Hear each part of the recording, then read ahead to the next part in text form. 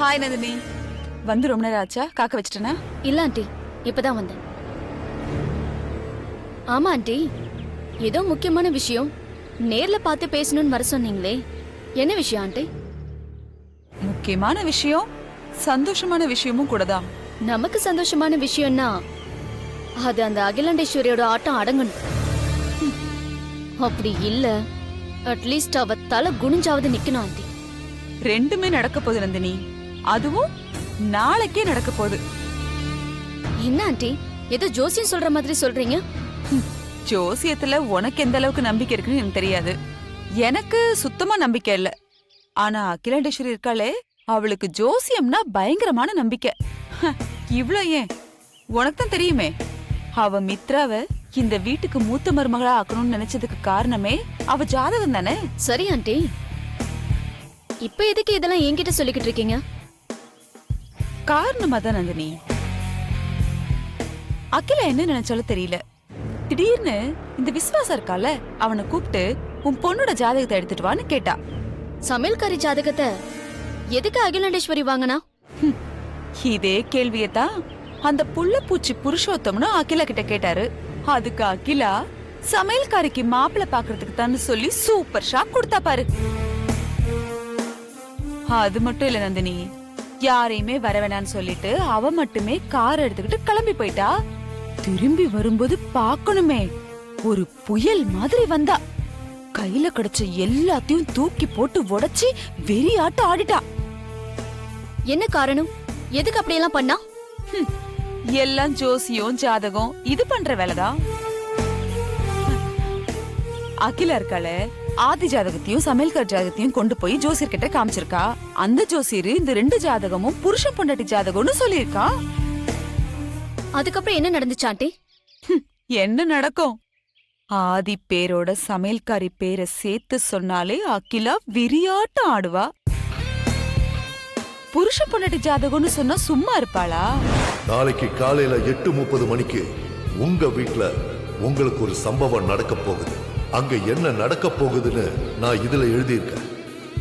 நாளைக்கு காலையில 8:31 மணிக்கு அப்புறம் நீங்க இதை பிரிச்சு பாருங்க. இந்த ரெண்டு ஜாதகத்தை பத்தி நான் சொன்ன விஷயம் உண்மையா பொய்யான்னு உங்களுக்கு புரியும்.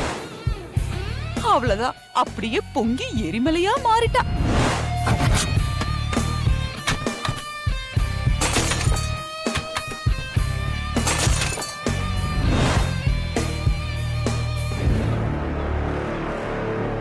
அப்போ நாளைக்கு காலையில 8:30 மணிக்கு ஜோசியர் சொன்னது உண்மையா பொய்யான்னு தெரிய வரும் இல்லையா? ஆமா நந்தினி. ஒருவேளை ஜோசியர் சொன்னது உண்மையாயிடுச்சுன்னா? நானும் இப்படிதான் கேட்டனே அகிலா கிட்ட. ஒருவேளை ஜோசியர் சொன்னது உண்மையாயிடுச்சுன்னா நீங்க பார்வதிய துப்பாக்கியில சுட்டுருவீங்களாக்கான்னு. அதுக்கு அகிலா நிதானமா என்கிட்ட, அந்த நேரம் என் மனசுல அப்படி பட்டுச்சுன்னா கண்டிப்பா தயங்காம சுட்டுருவேன்னு சொன்னாலே. ஒருவேளை அப்படி ஏதாவது நடந்தா கண்டிப்பா ஆதி வேடிக்கை பார்த்துட்டு அமைதியா இருக்க மாட்டான். தான் மனசுக்கு பிடிச்ச சமையல்காரியோட உயிரை காப்பாத்த அம்மாவையே எதிர்க்க ஆரம்பிச்சிருவான். ஆதி சப்போர்ட் பண்ணா அகிலா ஒன்னும் உடனே அடங்கி போயிட மாட்டா. அவளுக்கு மத்த எல்லாத்தையும் விட குடும்ப கௌரவம் தான் முக்கியம். ஆதியும் சுட்டு கொன்னுட்டு அவளும் சுட்டுக்கிட்டு செத்து போயிடுவா. சாகட்டும். ஆதி கடவுர் சாம்ராஜ்யத்தோட 2 பில்லரும் சுட்டுக்கிட்டு சாகட்டும். அதான் எனக்கு வேணும். ஆனா இதெல்லாம் நாளைக்கு நடக்கணும் ஆண்டி. நடந்தா நல்லா இருக்கும். ஆண்டி, இன்னொரு விஷயம். சொல்லு நந்தினி. ஜோசியர் சொல்லிட்டாருன்னு நினைச்சு நீங்க அமைதியா இருக்காதீங்க. ஜோசியத்தால குழம்பி போயிருக்கிற அகிலாண்டேஸ்வரியோட மனசை இன்னும் குழப்புங்க. இந்த மாதிரி நேரத்துல நீங்க சமையல்காரிய பத்தி என்ன சொன்னாலும் அந்த அகிலாண்டேஸ்வரி நம்பிடுவா. அதனால சமையல்காரிய பத்தி அகிலா மனசுல தப்பான எண்ணம் உருவாகிற மாதிரி நடந்த விஷயத்த சம்பந்தப்படுத்தி பேசுங்க. விசுவாசத்துக்கு உதாரணமா அந்த அகிலாண்டேஸ்வரோட மனசுல இடம் பிடிச்ச அந்த சமையல்காரிய அகிலாண்டேஸ்வரோட மனசுல இருந்து தூக்கி எறிங்க. கண்டிப்பா நந்தினி, நான் சும்மாவே ஆடுவேன். அந்த சமையல்காரிய அழிக்கிறதுக்கு ஒரு சரியான காரணம் கிடைச்சிருக்கு.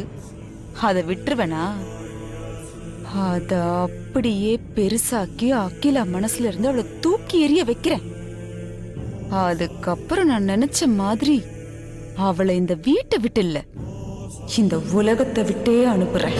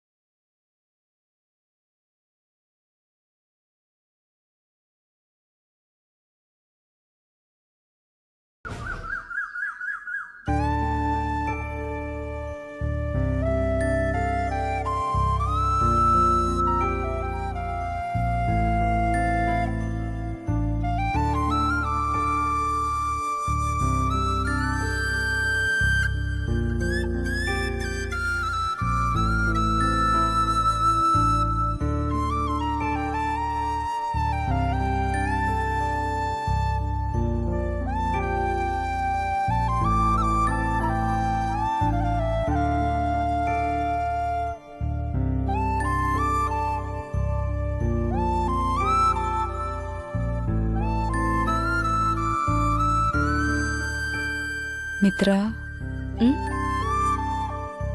அகிலா நல்லா குழம்பி போயிருக்கா. இதுதான் நமக்கு ஏத்த சமயம்.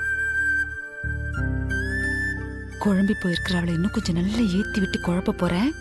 நீங்க இருந்து வேடிக்கை பாருங்க. ம்? ம். ம், ம், ம். ம்.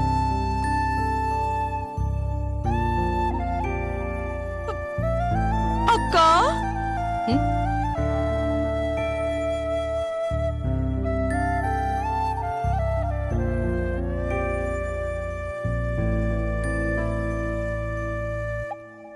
நீங்களா அக்கா இது? சோஃபால சாஞ்சு தலையெல்லாம் தொங்கி போய் முகத்துல இவ்ளோ சோகம்.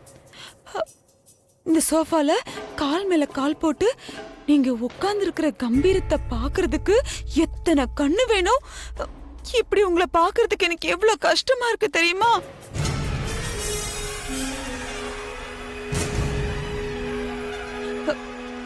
சிங்கம் மாதிரி கால் மேல கால் போட்டு அப்படி உட்கார்ந்தீங்கன்னா அது உங்களுக்கு மட்டும் இல்லக்கா, இந்த ஹாலுக்கே கம்பீரமா இருக்கும். நீங்க இப்படி துவண்டு போய் உட்கார்ந்துருக்கிறத பார்த்தா எல்லாத்துக்கும் காரணம் அந்த சமையல் கறிதான்க்கா.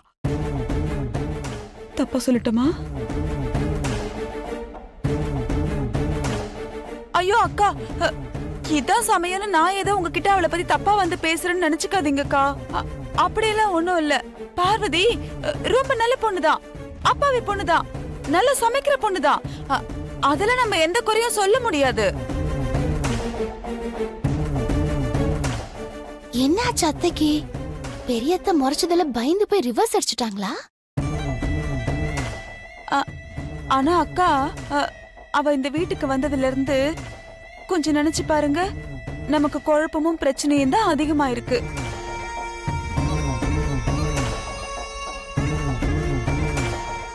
அத்தை கரெக்டான ரூட்ல தான் போயிட்டு இருக்காங்க. நான் இந்த சந்தர்ப்பத்தை பயன்படுத்திக்கிறேன்னு மட்டும் நீங்க நினைக்க கூடாது. அப்படின்னு நான் சொல்லுவேன். அக்கா, நல்லா யோசிச்சு பாருங்க, உங்க 25வது வருஷ கல்யாண நாள் விழாவுல என்ன நடந்தது?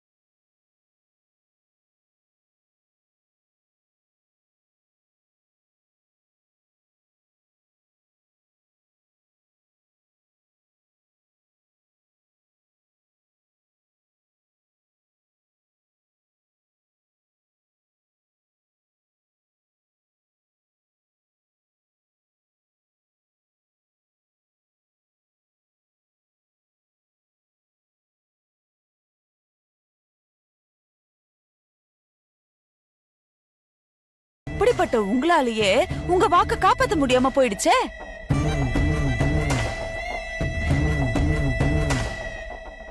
நீங்க சுந்தரத்துக்கிட்ட சொன்னீங்கல்ல, உன் பொண்ணுக்கு நான் நல்லபடியா கல்யாணம் பண்ணி வைக்கிறேன்னு. அந்த வாக்க காப்பாத்தணுங்கிறதுக்காக நீங்க எவ்வளவுலாம் கஷ்டப்பட்டீங்க. பாவம்க்கா, நீங்க உங்க இடத்துல இருந்து இறங்கி வந்து அவளுக்கு எவ்வளவு மாப்பிள்ளை பாத்தீங்க, எத்தனை பேரை கூட்டிட்டு வந்தீங்க. ஆனா என்ன பிரயோஜனம்? மணவர வரைக்கும் வந்துட்டு மாப்பிள்ளை ஓடி போயிட்டான், கல்யாணம் நின்னு போச்சு. அதுக்கெல்லாம் காரணம் அவர் ஆசைதான். நீங்க என்ன பண்ண முடியும்? இருந்தாலும் கெட்ட பேர் உங்களுக்கு தானே.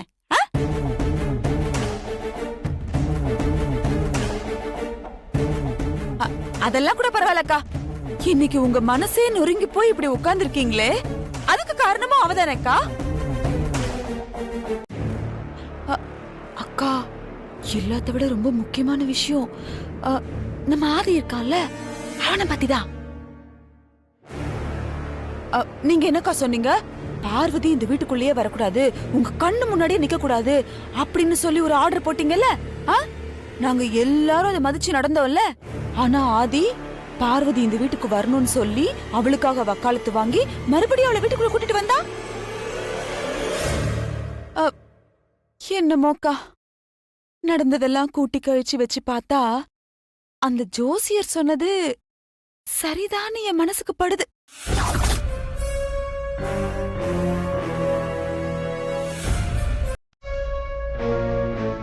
சித்தி,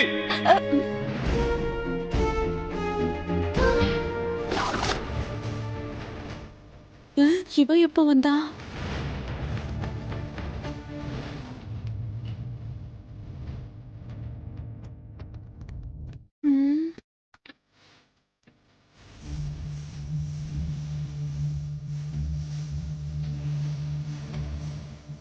ஆதி மாமா வேற கோவமா வராரு. இன்னைக்கு என்ன நடக்க போதோ தெரியலையே.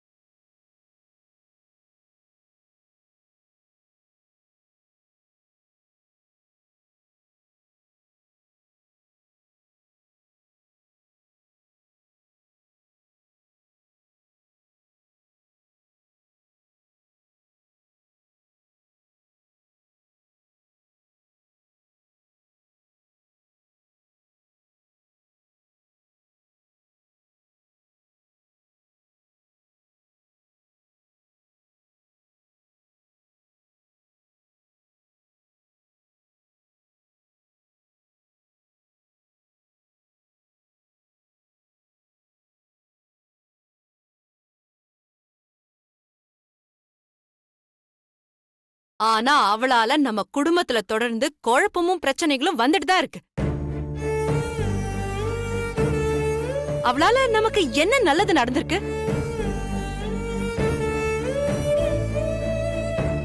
அப்படி கேளு, அப்படி கேளு. அம்மா, நீங்க இப்படி கேப்பீங்கன்னு நான் கொஞ்சம் கூட எதிர்பார்க்கலமா. நீங்க கேட்டதால சொல்றேன். இன்னைக்கு அப்பா நம்ம கூட இருக்காருன்னா அது காரணம் யாரு? பார்வதி தானே.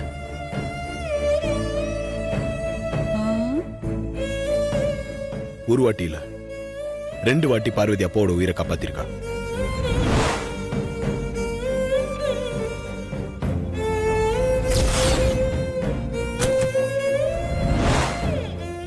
அவ்வளவு ஏன், பாம்பு கடியை தான் வாங்கிக்கிட்டு உங்க உயிரை கூட காப்பாத்தினாலம்மா. இதெல்லாம் உங்களுக்கு நல்லதா தெரியலையா?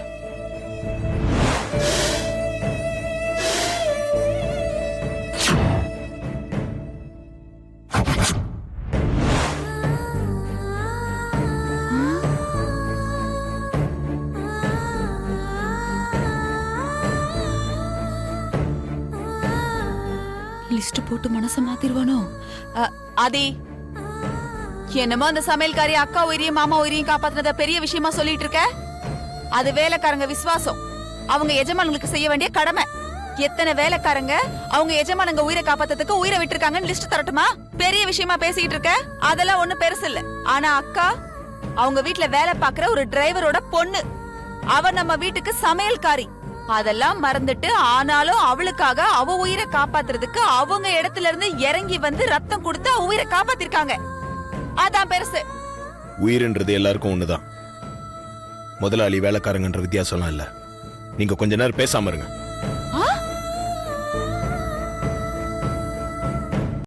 பார்வதி உயிரை காப்பாத்தின விஷயத்தை விடுங்க. இந்த வீட்டோட மான மரியாதை காப்பாத்திருக்கால, அதுக்கு என்ன சொல்றீங்க? அண்ணா வனஜாமா கையில விலங்கோட இந்த வீட்டை விட்டு வெளியே போனா இந்த குடும்பத்தோட மானம், மரியாதை, கௌரவம் இதெல்லாம் என்ன ஆகும்?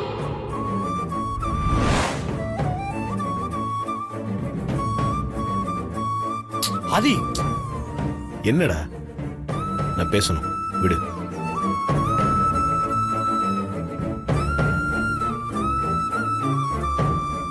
ஹெர்பல் பியூட்டி கம்பெனி ஆரம்பிச்சப்போ, ஒரு கேஸ்ல போலீஸ் என்ன அரெஸ்ட் பண்ண வந்தப்போ, நான் அரெஸ்ட் ஆகி போனா நம்ம குடும்ப கௌரவம் பாதிக்கப்படும்னு ஜெயிலுக்கு போய் அவ கஷ்டப்பட்டாலே, அதெல்லாம் மறந்துட்டீங்களா? இவன் விட மாட்டானோ? அதி, விடு அதி. பா, என்ன பேச விடுங்கப்பா. தீபாவளி அப்ப நம்ம போனஸ் கொடுக்க முடியாம அந்த நந்தினி பிளான் போட்டு நம்ம பேங்க் அக்கவுண்ட்ல லாக் பண்ணல. அப்போ போனஸ் கொடுக்க பணம் கொடுத்தது யாரு? பார்வதி தானே. அது நம்ம குடும்பத்துக்கு அவ பண்ண நன்மை இல்லையா? நீங்க எனக்கு உண்டான பணத்தை ஷேர் மார்க்கெட்ல போட்டு அது பெருசா வளர்ந்துருக்குன்னு சொன்னீங்கல்ல, அந்த பணம் சும்மா தானே இருக்கு. அந்த பணம் போதுமானதா இருந்தா இப்ப அவசரத்துக்கு அந்த பணத்தை பயன்படுத்திக்கலாமே. ஆதி, அந்த பணம் எல்லாம் என்ன? அவ ஊர்ல இருந்து வரும்போது மூட்டை கட்டி எடுத்துட்டு வந்தாளா? இல்ல அவங்க என்ன பரம்பரை பணக்காரங்களா? எல்லாம் அக்கா அள்ளி கொடுத்தது தானே. அதையெல்லாம் நீ ரொம்ப புத்திசாலித்தனமா ஷேர் மார்க்கெட்ல